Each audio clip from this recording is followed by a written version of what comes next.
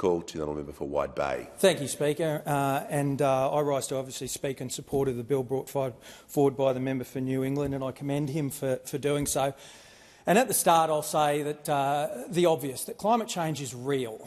And with a global population of over 8 billion people, obviously the industry that supports them has an effect on the climate change, and it's something that we need to manage as a government. But it's how we do that that counts, and I believe that we haven't got those settings right, not even close at the moment. When we signed up to net zero in 2021, we did so on the premise that the whole world was decarbonising and that the major emitters were going to take it seriously. And 4 years on, it's obvious that that's not the case. China, the biggest emitter in the world, last year alone constructed 94 gigawatts of coal-fired power. It's mining coal at an unprecedented rate. It is not giving up coal.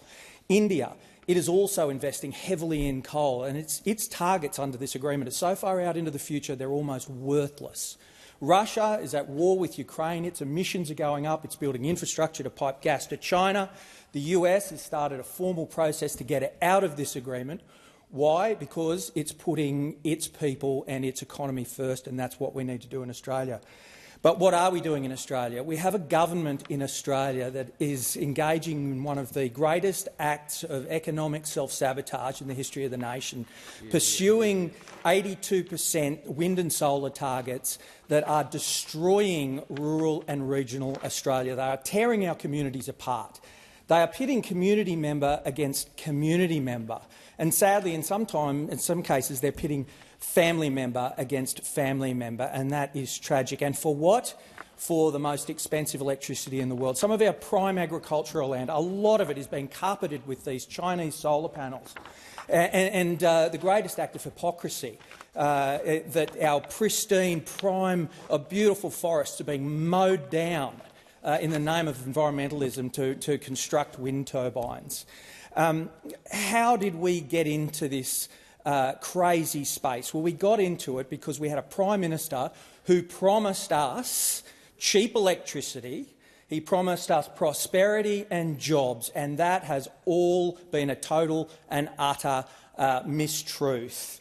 He promised us some sort of renewable energy superpower that would have so much of an abundance of this electricity that we could break through the normal barriers of physics and economics and create an industry of green hydrogen. And we'd export this to the world, and it would be, it would be so fantastic. But what's happened? It has been a spectacular failure. A spectacular failure in Gladstone, a spectacular failure in the Hunter, a spectacular failure in South Australia, and it's cost the taxpayers an absolute fortune. The Prime Minister stood here in this very chamber when he was giving his second reading speech for the climate change bill and talked about this wonderful sun cable project from the Northern Territory that was going to have such vast amounts of renewable energy that we'd be exporting it to Asia.